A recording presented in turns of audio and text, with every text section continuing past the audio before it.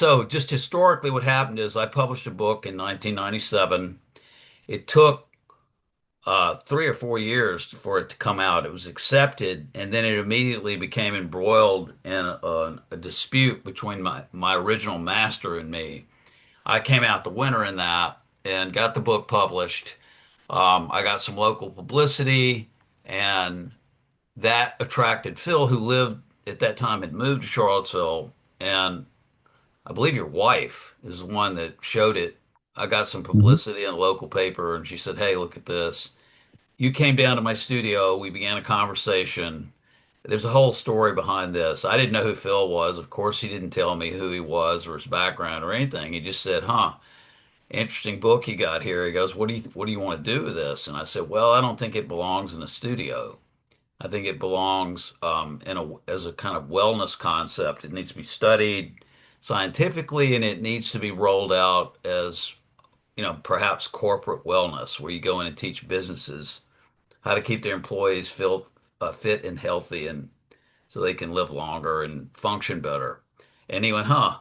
Phil goes, "Interesting. I'll get back to you." So again, I have some poetic license here, so not exactly what happened, but my memory is maybe a week later. At that time, we had dial-up. That's all we had for AOL internet. dial-up. Yeah. AOL dial-up. So AOL, yeah. Now I had at that time, I did not have AOL. I had a UVA um, email that I obtained somehow. I think it's because I taught at Parks and Rec, not Parks and Rec, but their recreation program gave me an email. So you had that email, and so I turn on the dial-up and I hear that screeching noise, Ping that we'd pong. hear. Yeah, and then this email comes up, and actually didn't register your name when you introduced yourself, and it went, "Hi, I'm in China. I just handed your book." My memory is to the Ministry of Health, and they're translating it now. And I was like, "Huh, who is this?" And then it dawned on me. I went, "Oh, it's that guy that came in, mysterious kind of guy." I said, "What's going on?" I don't even, because I didn't know what you did or what your function was. And then maybe several days later, I get another screeching, dial up in the morning. It's like they finished translating your book. They think that you are really authentic and they're interested in possibly doing something with you. And, I lit up. Boy, I was like, wow, this is great. So at that point, Phil and I began working together to develop this business concept that we call Health Masters. And here's the logo. So we made Health Masters International Studio. And then, I had a crude business plan. I'd never even written a business plan before. And I think Phil gave me like a crash course and went, this is how you do a business plan. One, two, three. So I did one, worked it up, and attracted immediate investors based on the strength of the book. Um, and I had two medical doctors that jumped on board. What's that? Let me get out of this. Can't get out of it. It's locked. Oh, I see why. It's because I expanded it. Sorry about that. Um, so two doctors jumped on board, two students who had some money that they wanted to invest, and between that group of people, I think we raised, something like $75,000, and we, launched this business, and it was very ambitious. And the first step was Phil took us to China. So I'm just going to run through these photos real quick. Um, we'll start with Phil took us to China in 1998. It was early January 1998. And we met with the Ministry of Health. This is the Minister of Health or Vice Minister of Health. I can't remember exactly Vice who. Minister.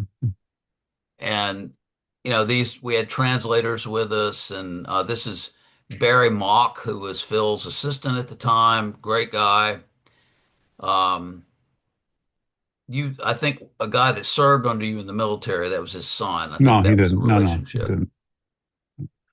And Barry, His father, his not him. father, yeah. And Yeah. but I think Barry served too, though, didn't he? Didn't he No, have some no. military background? No? Okay. Mm-mm.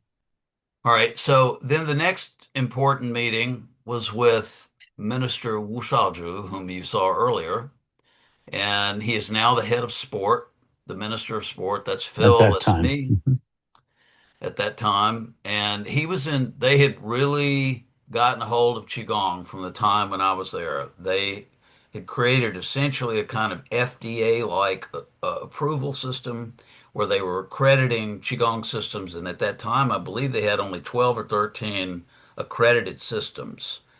And so this is me and Wu. He's looking at my book. We had a great meeting with him. And then he introduced us to this guy. And this is Master Sun, who was one of the top people in a system of Qigong that at that time I think was the number one, the ministry considered number one. And it was called Zhineng Qigong, which means innate ability. That's the way I translate it. They translated it as intelligent Qigong, which sounded kind of silly to me. If you really look at the words, it means innate ability. So it means you're born with this sort of, and you get into Taoism. You ask a Taoist what human form represents the Tao most closely. It's a baby. So that's what they're referring to infancy, that you have this primordial ability when you're an infant. So we had dinner with him, and I just wanted to bring attention to this fellow sitting here. There's Master Sun, there's Phil, there's me, there's Barry, and then this guy, is this Lao Wong? Yes, Long. Mhm. So he was our translator. He did a lot of work. He was a great guy, And a um, practitioner of Qigong. a practitioner, and he had some sort of, I Mhm. remember you telling me he had a box that he Yes. used. Like he had um, what would you call it? Like you know, and you've worked with like a ticking, Like a a talisman of time. some, Yeah. and it contains special chi. And the interesting thing about objects being able to retain chi is something that I'm interested in right now. Something I used to scoff at, I no longer do. But anyway, he was very helpful. And this is the group meeting with the heads of the leadership of Chaoyang Hospital, and and then this is us meeting with. Let me get me out of the way here. This is the Beijing University of Traditional Chinese Medicine, and this is one of the doctors. He's going to be a guest on the show a little bit later on, several weeks from now. But he was a real firebrand. Uh, he gave a 3 hour lecture that put the Chinese to sleep on homeopathy.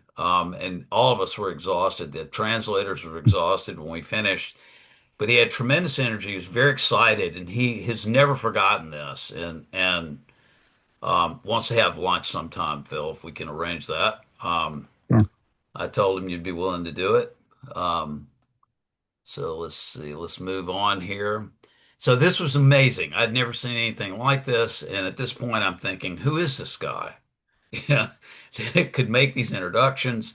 I knew he was the attaché at the embassy, but you know, I knew people at the embassy, and that nobody had this kind of reach into China and this kind of respect. You could see the respect that all these people had for him. Um, so now, what came out of this for me and for Pulsatile, what is now Pulsatile, was this meeting with I'm sorry, Minister Wu, and then Master Sun, and that led to health masters back in the States.